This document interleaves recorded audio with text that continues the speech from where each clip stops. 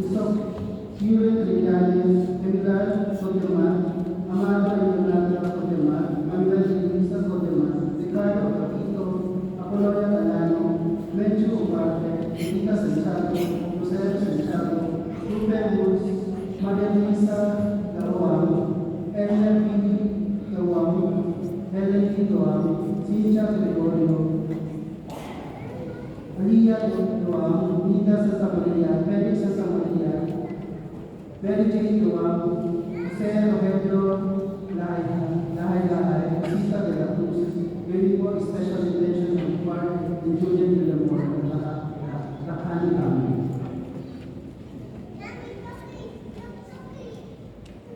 Tayo po ngayon ay nasa ituloy ko sa kalinaw Panginoon at pinagdiriwang po natin ang pamansang ito ng Biblia. Ang mamumunan po sa ating Panginoon ay ibang Reverend Father Marlon D. Rosa, OFM. Magsitayo po lahat para sa simula ng panalangin.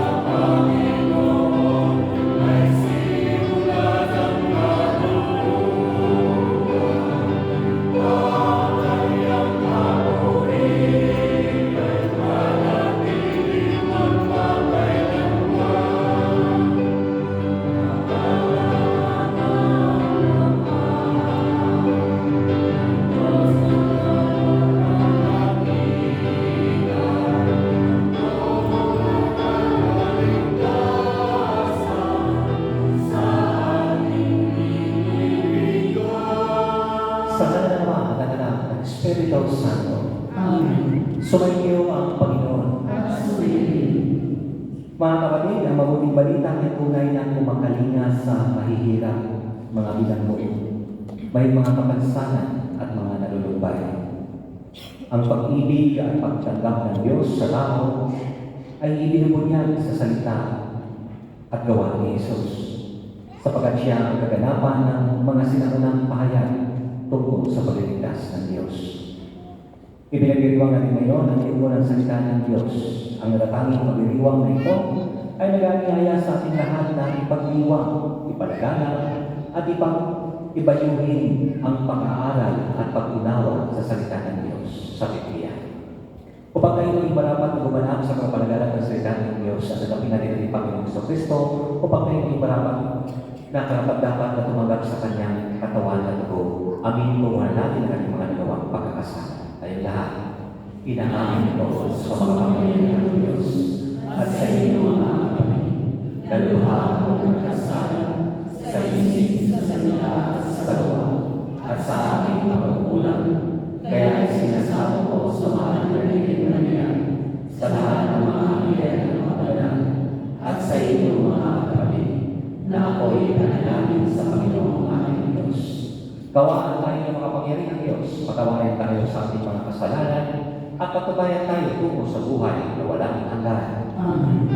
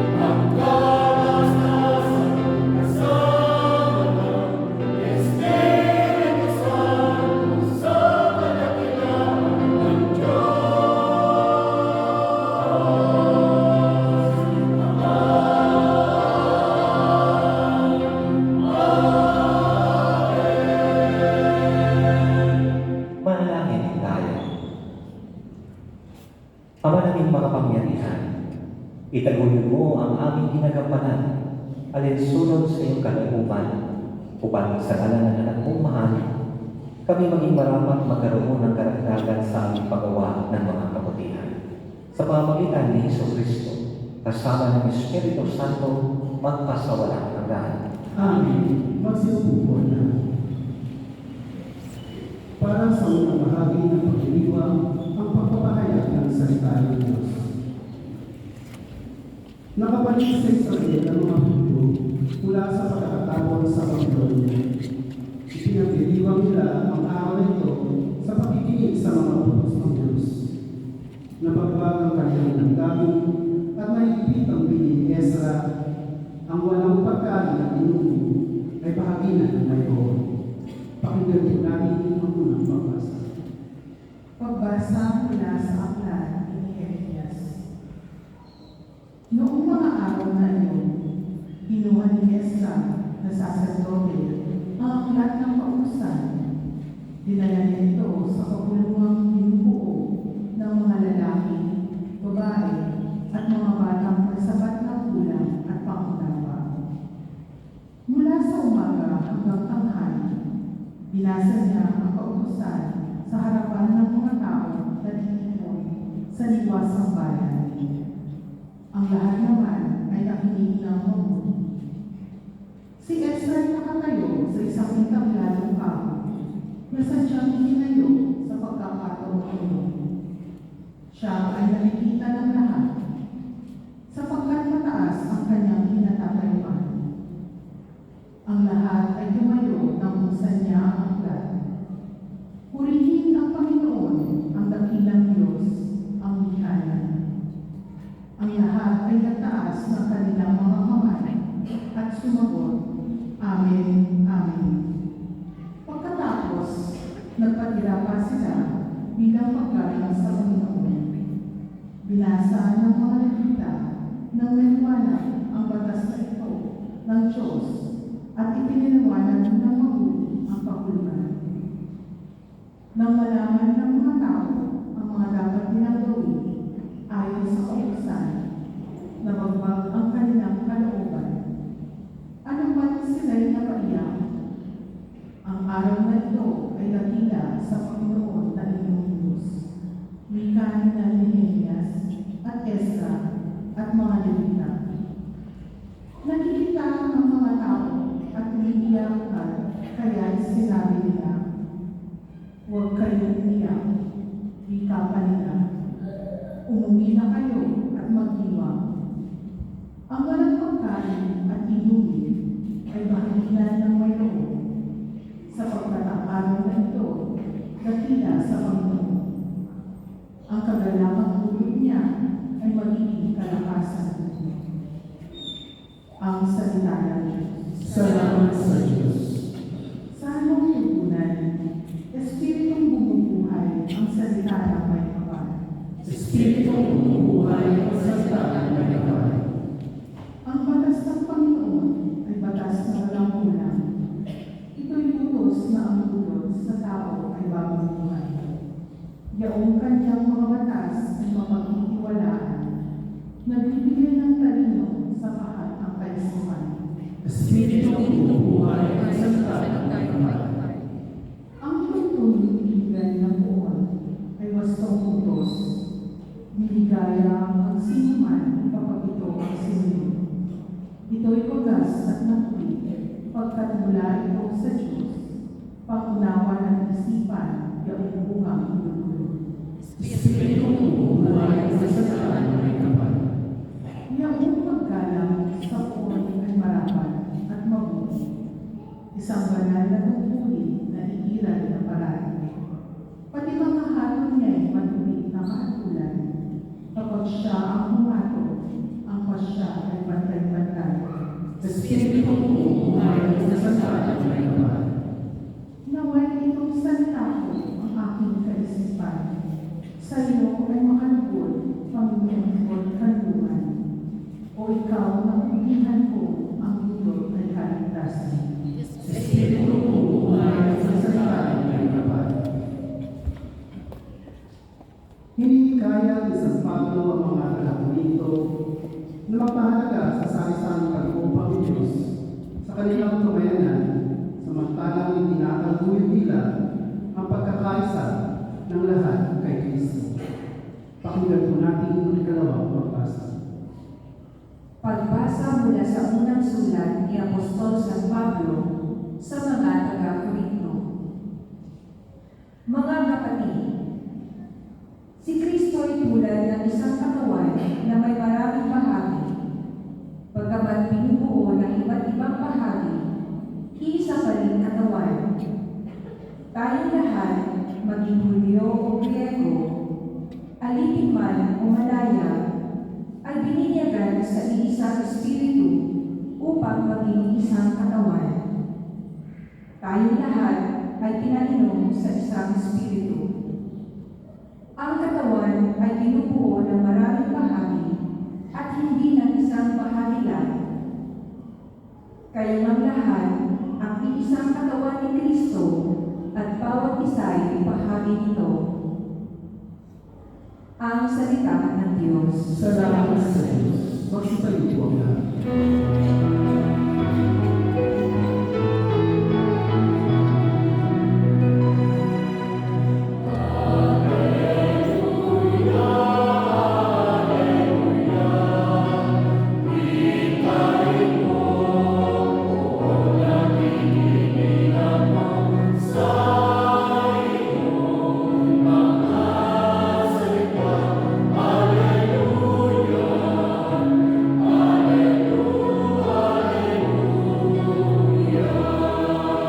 Sabay-sabay po ang lahat.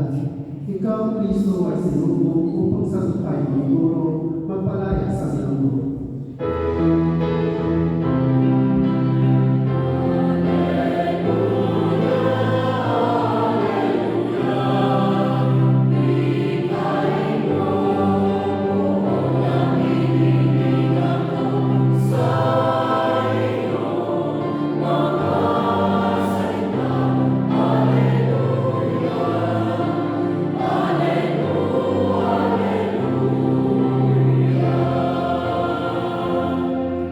Sumainyo ang Panginoon. At sumainyo ang papahayag ng mabuting balita ng Panginoon ayon kay San Lucas.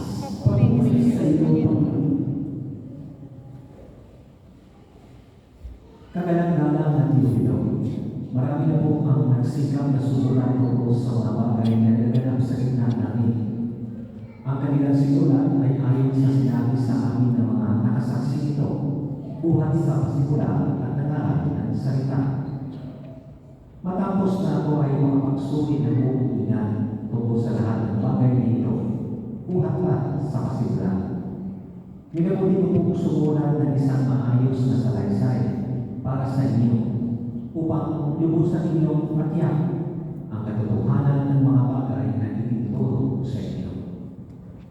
Noong panahon yun, bumalik si Jesus sa Galilea at sumasa kanya ang kapangyarihan ng Espiritu Santo. Kumalat sa palibot na lumaking ang balita tungkol sa kanya. Nagturo siya sa kanilang mga sinagoga at pinakita siya ng lahat. Buhay si Jesus sa Nazaret na kanyang kinakailangan, gaya ng kanyang kinagawian. Pumasok siya sa sinagoga ng araw ng pamakahinga. Tumigil siya upang bumasa at ibigay sa kanya ang aklat ng propeta Isaías. Binuksan niya ang aklat sa dakong kinasusulatan ng ganito. Sumasa akin ang Espiritu ng Panginoon sapagkat hiniran niya ako upang ipangaral sa mga lupa ang mabuting balita. Sinugo niya ako upang ipahayag sa mga bihag na sila'y lalaya at sa mga ulat na sila'y makakikita, upang bigyang laluwagan ang mga sinisigit at ipahayag ang pagliligtas na gagawin ng Panginoon. Binalubon niya ang kasulatan at matapos isauli sa dalawang lingkod, siya ay naupo. Nakatitig sa kanya ang lahat na nasa sinagoga at sinabi niya sa kanila, natupad ngayon ang bahagi ito ng kasulatan, samantalang nakikinig kayo. Mga kapatid, ang mabuting balita ng Panginoon. Pinupuri ka namin, Panginoong Yesu Kristo. Magsiupo po siya. Magandang gabi po sa ating lahat. Ang ating mga pagbasa sa simbahan ay naganyaya sa atin na ating pagkailayan kung ano ang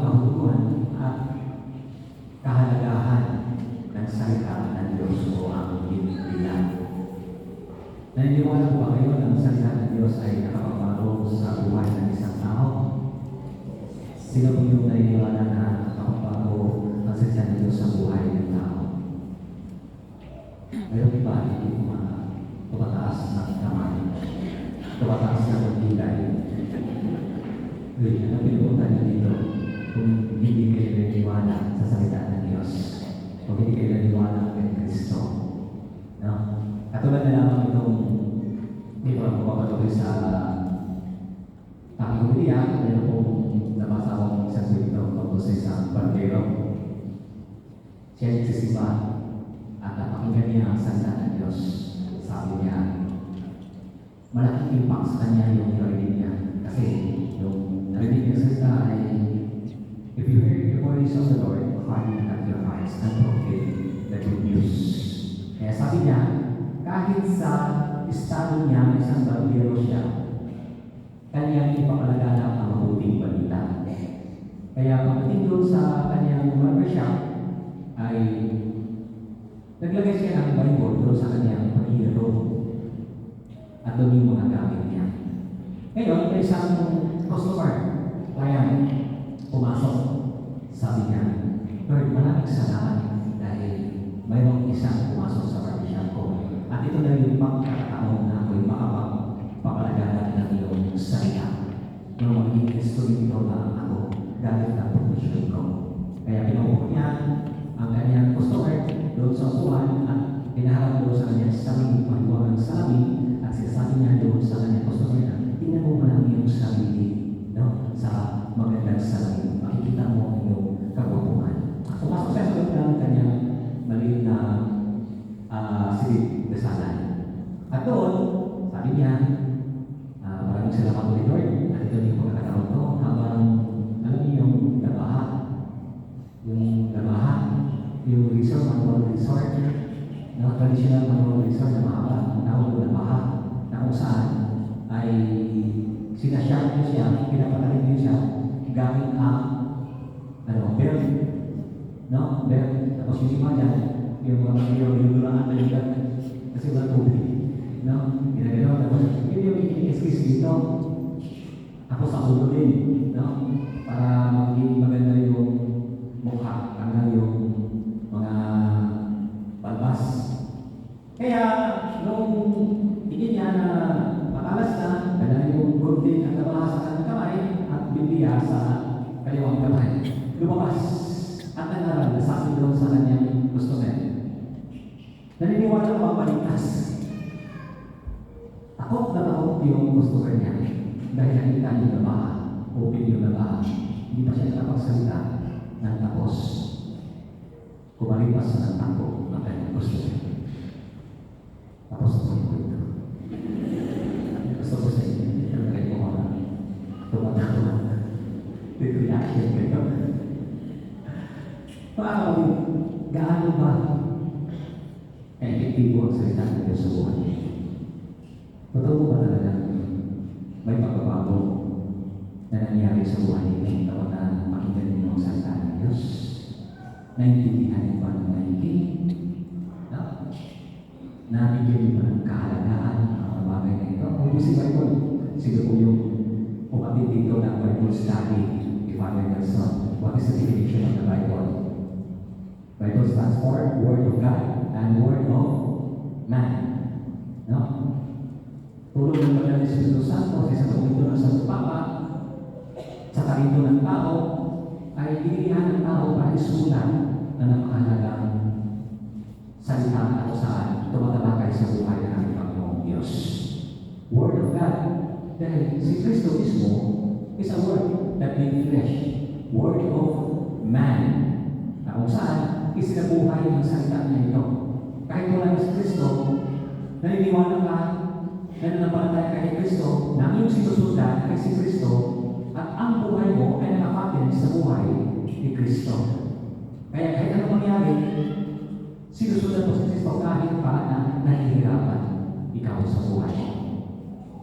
Mga kapatid, bigyan ko ng akuni ang Bible. Siguro narinig niyo po yung basic information before leaving earth.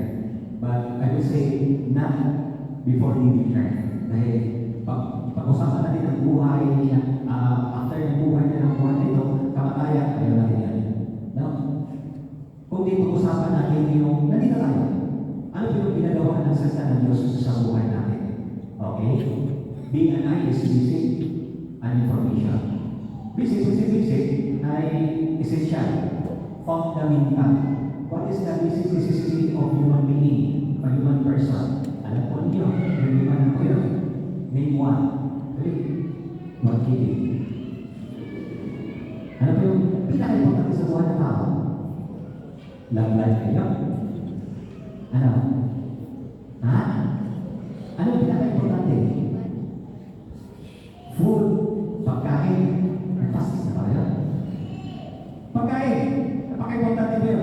Kaya nga naman trabaho kayo ang kumakain para kayo tayo magbigay. Napaka-importante yun. Pangalawa, shelter, agad? Hindi. Water. Although water, ang una, o food, nasa dalawa. Kasi, pwede ka naman uminom ng tubig at ang araw, walang kain-kain. Pero mahirap kumain ng tubig. Kasi sa pilukan, mga ka doon. Pangatlo, ay shelter. Pangapat, clothing. Ang clothing o shelter, ang pag-ibang ino. Ano yun? Yung wala kang pambayad dito. Hindi ka. Na, yung lima.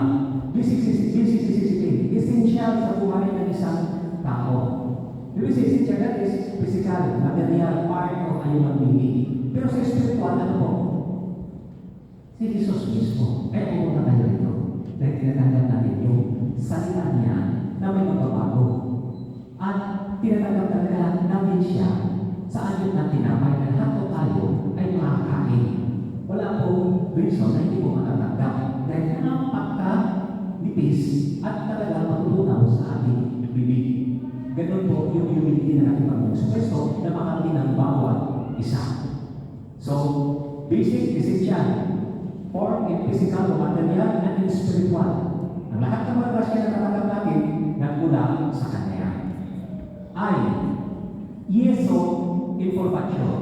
When you say Yeso, Latin of Jesus, information is a Latin of information in English. Hindi ka makakuha ng information kasi meaning po is teaching. Ang teaching na natin Panginoon sa Kristo about Jesus Christ, we know that Jesus Christ, His name is not here on earth. Kami po talaga sa taas ko yun, napakamadal po yun. At saka, napaka-essential. Dahil ito po yung buhay na ating sinusundan.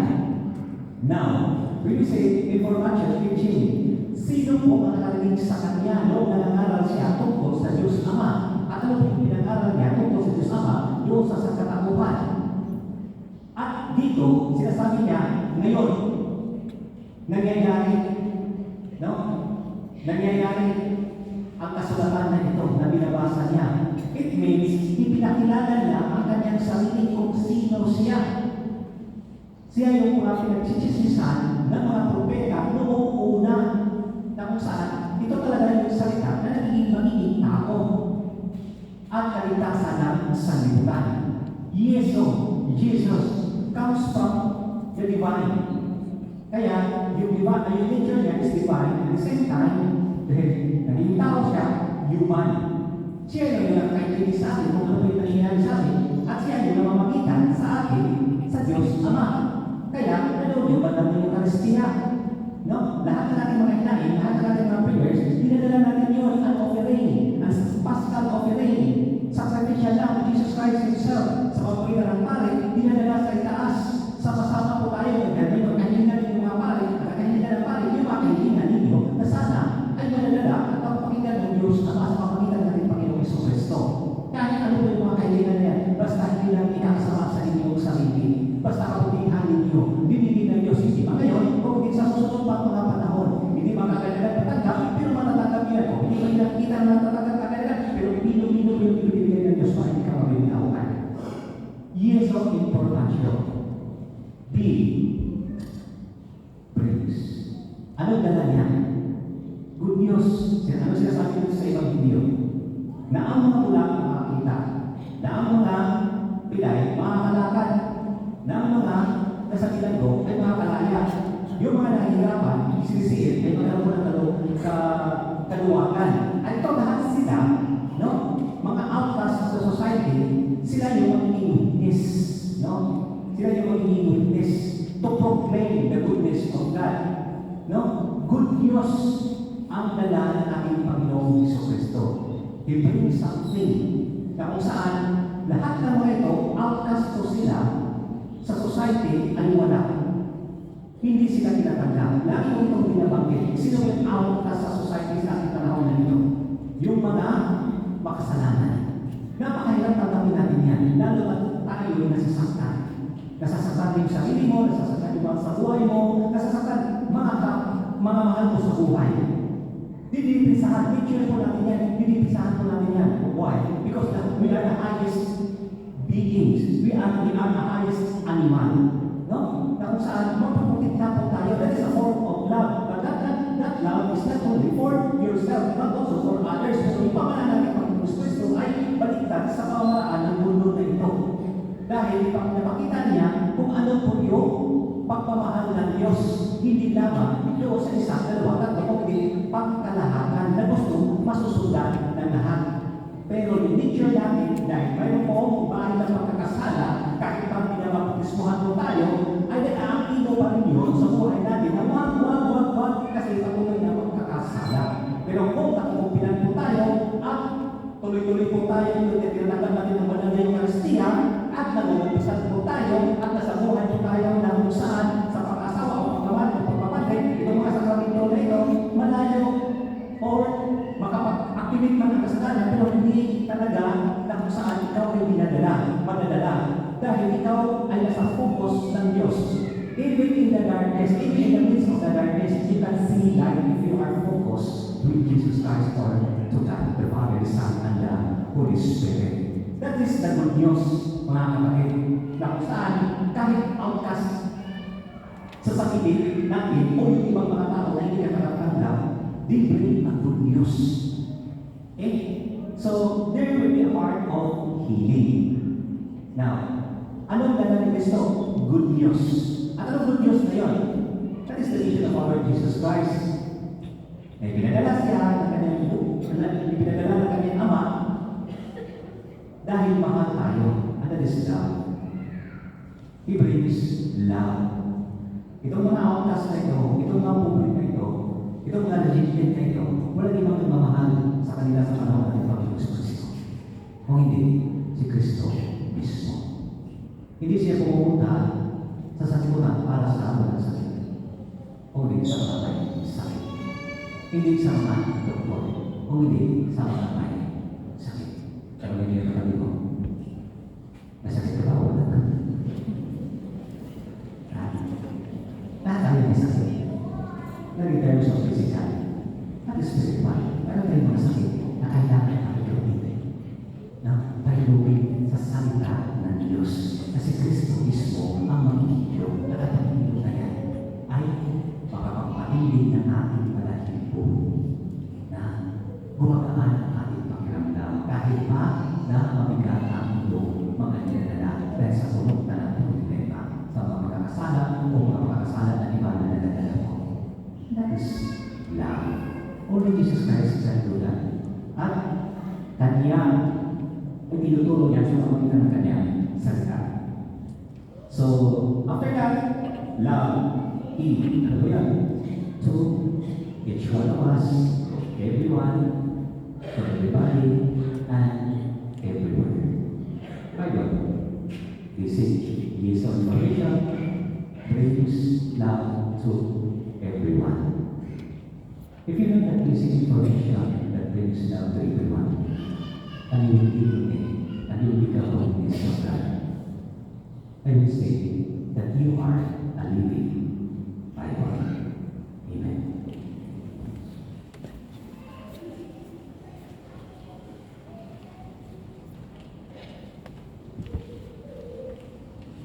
Magsitayo po na. Ibahin na natin pananampalataya. Sumasampalataya ako sa Diyos sa mga sa lahat. Naniniwala ng langit at lupa. Sumasampalataya ako kay Kristo. Isa na namin ang Diyos. Panginoon natin lahat. Nagkatawang tao siya dahil sa Espiritu Santo, ipinanganak sa Maria Virgen, ipinagpakasal ni Poncio Pilato, ipinako sa krus sa pagkaibig, nalako sa kalooban ng Panginoon, na may tatlong araw ng buhay ng muli, umakyat sa langit, natutulog sa kanan ng Diyos sa mga kapangyarihan sa lahat. Doon ang mula ng Panginoon at upo sa buhay ng mga tayo na tao. Sumasampalataya naman ako sa Diyos Espiritu Santo, sa banal na simbahang Katolika, sa kasamahan ng mga banal, sa pagpapagawa ng mga kasalanan, sa pagkabuhay ng muli ng mga tayo na tao, at sa buhay na walang hanggan. Amen. Sa pasimulan ng misyon ni Kristo, ipahayag ang pagkahari ng Diyos. Dumulog kami sa iyo, Ama, upang kami ay maging instrumento ng pagpapalaganap ng kanyang misyon. Buong tiwala kaming dumululog sa iyo ang aming katugon. Panginoon, tingin mo kami. Panginoon, tingin mo kami. Para sa mga namumuno sa simbahan, ipahayag gawa ni langit na may bakang at naninigilan ng panawagan ng kaharian ng Diyos, ang magsisi sa kasalanan at mabuhay ayon sa iyong mga utos. Manalangin tayo. Panginoon, tingin mo kami. Para sa mga pinuno ng aming bayan, masalangin nawa nila ang iba ng kaharian ng Diyos, ang katotohanan ng pag-ibig. Makapagdingko nawa sila ng hindi isip ang pansariling kapakinabangan. Manalangin tayo. Panginoon, tingin mo kami. Para sa ating lahat na dumaranas ng pagsubok, bigyan mo nawa kami ng sapat na lakas na harapin ang mga hamon sa buhay, sa pamamagitan ng aming pagkakit sa salita at katawan na ibigay buhay.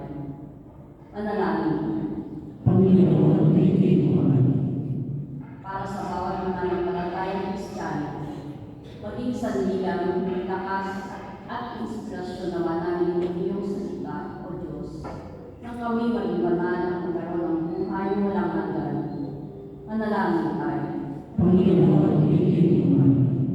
Para sa mga nagdadalang hati dahil sa pagpano ng kanilang mga mahal sa buhay, makatugunawa sila ng kalinga sa mga taong kanilang tulong at tumamay sa kanila. Manalangin tayo. Panginoon, tingin mo kami. Sa ilang sandali ng katahimikan, ating ipanalangin ang iba pang mga pangangailangan ng ating mamayanan, pati na rin ang ating pansariling kahilingan. Manalangin tayo. Panginoon, tingin mo kami. Digin mo, Ama, ang aming mga panalangin sa pamamagitan ng iyong salita.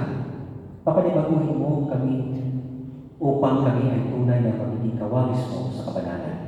Hinihiling namin ito sa pamamagitan ni Kristo ang aming Panginoon. Amen. Magsiupo na sa ikalawang bahagi ng pagdiwang ang muling pamitan.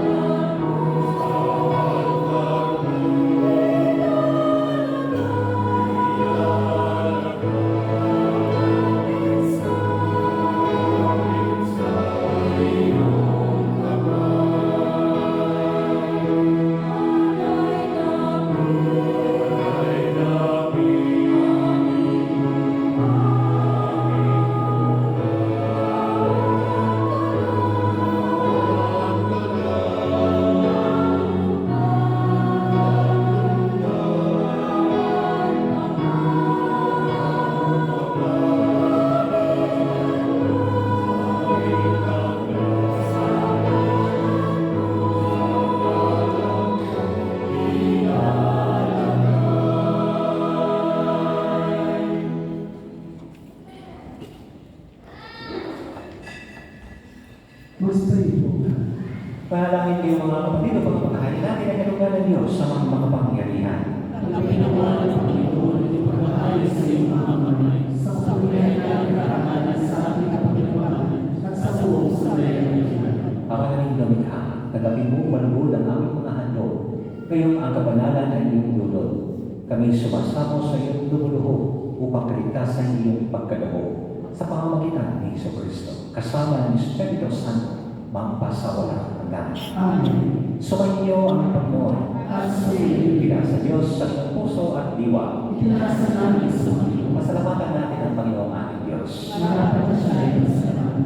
Ama naming mga pangyarihan, tunay ng marapat na ikaw ay aming pasalamatan. Kahit na ikaw ay pinagkaksilan sa katauhan, ikaw ay patuloy pa rin sa iyong pagmamahal. Ikaw na ang nagpuno sa aming pagkukulang. Ikaw pa rin ang nagsuko ng tutubo sa tanan. Ang sugo mong anak ay naging na iba sa amin. Bagamat di niya tinutularan ang aming pagkamaswayin. Niloko ito ang iyong mamalas sa aming pagkatao ang iyong mong anak at kami ay tunghayan mong may pag-ibig na tulad ng pagkatangin mo sa kanya na higit sa lahat. Ang katapatan niya sa iyong walang malin ay nagpapanumbalik na muli sa amin ng iyong kasiyahan at ng iyong pagtingin na aming iwinaksin nung ikaw ay aming suwayin. Kaya kaysa ng mga anghel na sisiawin ng pagpuri sa iyo na walang hubay sa kalamitan, kami ay nagbubunyi sa iyong kalakitaan.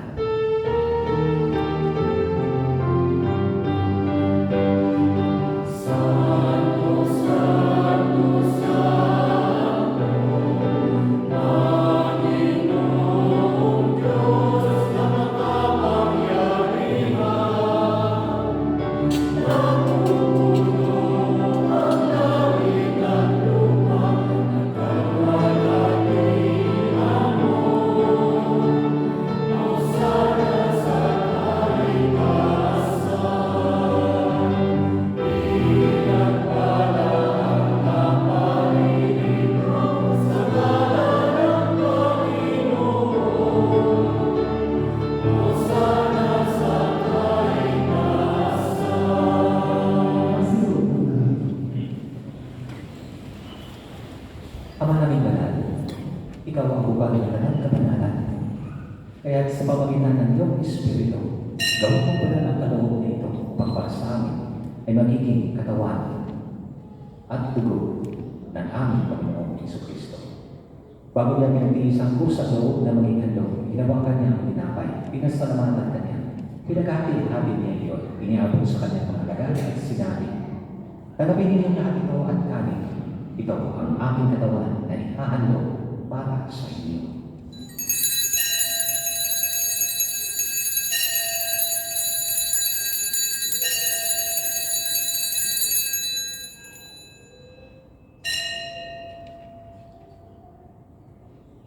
Ngayon din naman, matapos ang hapunan, tinawagan niya ang kalis, muli kanyang pinasalamatan.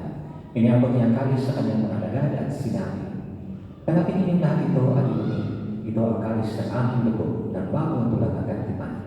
Ang aking dugo na ibubuhos para sa inyo at para sa lahat sa ikapagpapatawan ng mga kasalanan. Gawin ninyo ito sa pag-alala sa akin."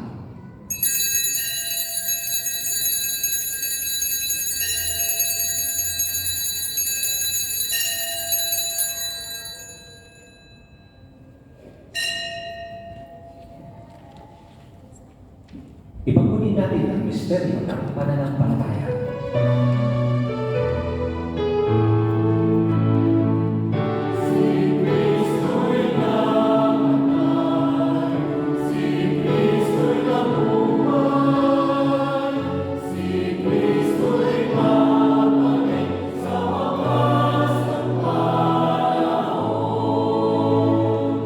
Ama, ginagawa namin ngayon ang pag-alala sa pagkamatay at pagkabuhay ng iyong anak. Kaya diniaalay namin sa iyo, pinapay na nagpinigay buhay at ang kalis kakaloob ng kaligtasan. Kami nagpapasalamat dahil kami iyong pinarapat na tumayo sa harap mo para maglingkod sa iyo. Isinasamo namin kami magsasalo-salo sa katawan at tubo ni Kristo ay mabukod sa pagkakaisa sa pamamagitan ng Espiritu Santo. Ama, linapin mo ang iyong simahang laganap sa buong daigdig. Pasusin mo kami sa pag-ibig kay San Francisco na aming Papa at ni Aldo naming Obispo ng kanang kaparian. Alalahanin mo rin ang mga kapatid namin na hinday na may pag-asa sila yung mabubuhay ngayon din ang lahat ng mga kumana. Kawahan mo sila at patuloyin sa iyong kalibalagan. Kawahan mo, paginapatin kami lahat na makasakot sa iyong buhay na walang wakas. Kaysa ang mahal na Birheng Maria, Ina ng Diyos, isa daw sa ilang kaligalisan ng esposo. Kaysa ng mga apostol at ang lahat ng mga banal, San Francisco, Santa Clara, Padre Pio, San Antonio, na nabuhay dito sa daigdig na kalugod-lugod sa iyo. May pagdiwang naman namin ang pagpupuri sa ikaralan mo sa pamamagitan ng iyong anak na aming Panginoong Jesucristo. Sa pamamagitan ni Kristo, kasama niya sa Kanya, ang lahat ng parangal at papuri ay sa iyo, Diyos sa mapagpangyarihan, kasama ng Espiritu Santo, magpasawalang hanggan.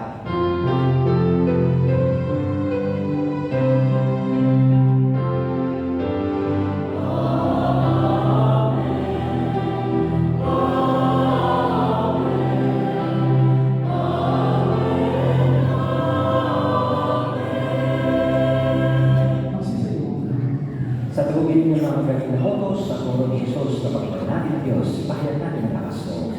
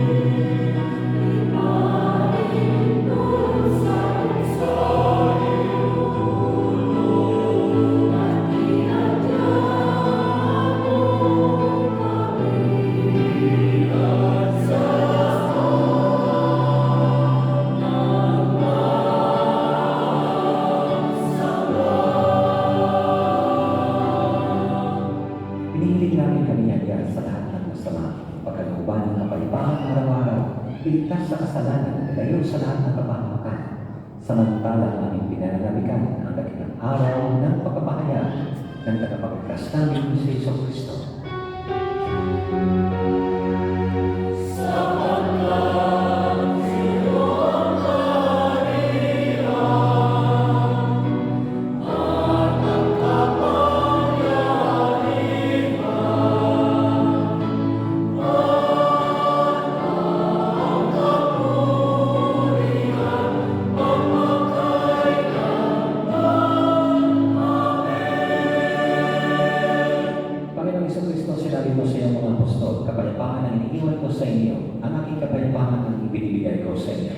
Tungayan mo ang aming pananampalataya at huwag ang aming pagkakasala.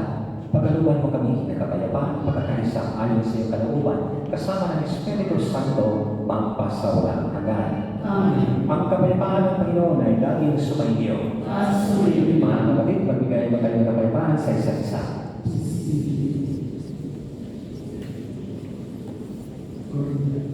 Kordero ng Diyos na nag-aalis sa mga kasalanan ng sanlibutan, nakaawa ka sa amin.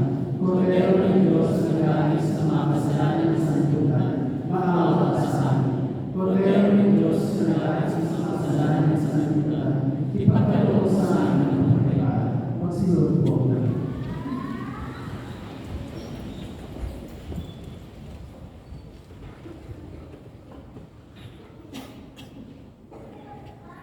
Mga kapatid, ito ang kordero ng Diyos. Ang Diyos nag-aalis ng mga kasalanan sa liputan ng ating mga kasalanan. Papalagayin niya sa kanyang piging. Panginoon, panginoon ang dapat na ipagpatuloy sa iyo. Ngunit sa isang salita mo lamang gagawin ka.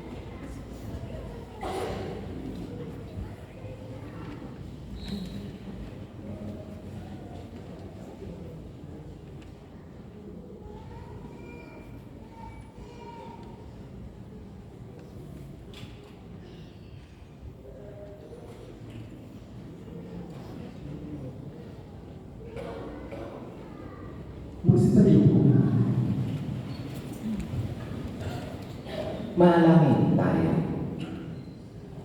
Ama naming mapagmahal, ipagkaloob mo sa aming pagkikinabang sa iyong kagandahan loob na bumubuhay dahil nawa namin may karangal ang iyong pagpapalang sa aming binigay. Sa pamamagitan ni Jesucristo, kasama ng Espiritu Santo, magpasa walang hanggan.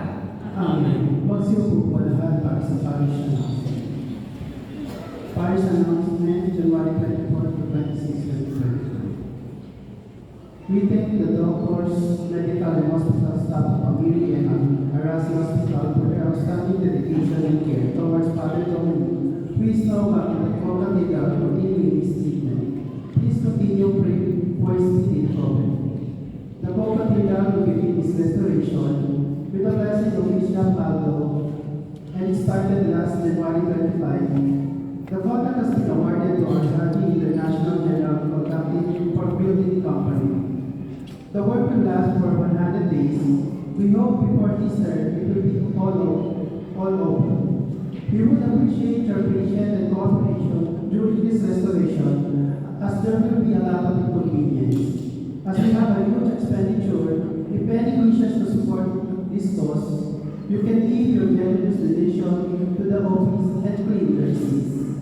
Caris Street is organizing a half-day recollection on January 30, 2025, Thursday, at St. Teresa's Church, Sarnia, from 9 a.m. to 1 p.m. All parishioners are invited.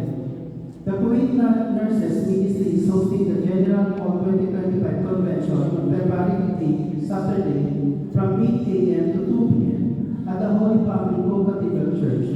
Open to all nurses in Kuwait. Registration form can be obtained from the nurse ministry leaders with a fee of 280. The Aborna Women's Program under the patronage of His Excellency Bishop Aldo Berardi will hold workshops and seminars in all parishes of Kuwait to empower the women, strengthen their spiritual foundation, and work towards enhancement personal and community well-being. Attendance is mandatory for women serving in Eucharistic ministers, choir members, lectors, pastoral helpers, catechists, and community members of all languages. This will be held on February 14 to 26 from 6:30 p.m. to 8:30 p.m. in the Good Shepherd Hall. Please register in advance at the parish office. The Holy Family Co-Cathedral is organizing a pilgrimage to Medjugorje from March 27 to April 4 of this year. The cost will be 330 KE and 20 KE for the visa. Those interested may inquire, register, and make payment in the parish office on or before February 15. God's Words 2025, the daily Bible readings is available in the church compound and in the parish office for 3 KE each. The proceeds of which will go to the construction of the Bishop House in Howard, Our Lady of Maria statue is presently available at the parish office for 7 KE each. Additional announcement for the updates, events, and the announcement of the Holy Family Cathedral Filipino Community. Please like and follow the Facebook page of Filipino Catholic in Kuwait, PCK. Isang paalala po sa lahat na ingatan po ninyo ang mga personal na kagamitan at siguraduhin walang maiiwan na gamit sa loob ng simbahan. Maraming salamat po. Palakpakan natin ang Diyos na siyang nababago sa ating buhay. Kasi tayo lahat. Subayin niyo ang Panginoon. Iyo po ang inyong makulo at nakapin ang pagkapala ng ating Panginoon sa Kristo. May the Lord bless you. May the Lord keep you.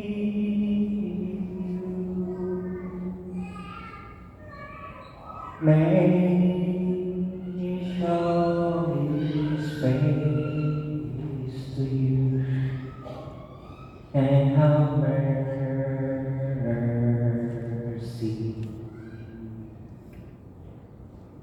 The Lord bless you. The Lord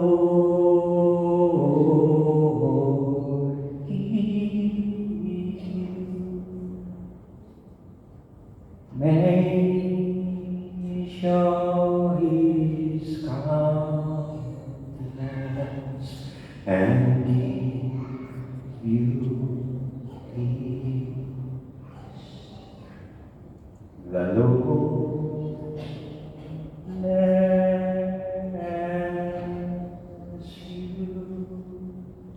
At pagpapalain kayo at ang buong pamilya ninyo ng makapangyarihan Diyos Ama at ang Anak at ang Espiritu Santo. Amen. Tapos sa naging banal na pagdiriwang, humayo kayo na puno ng pag-ibig at kapayapaan ng ating Panginoong Kristo. Salamat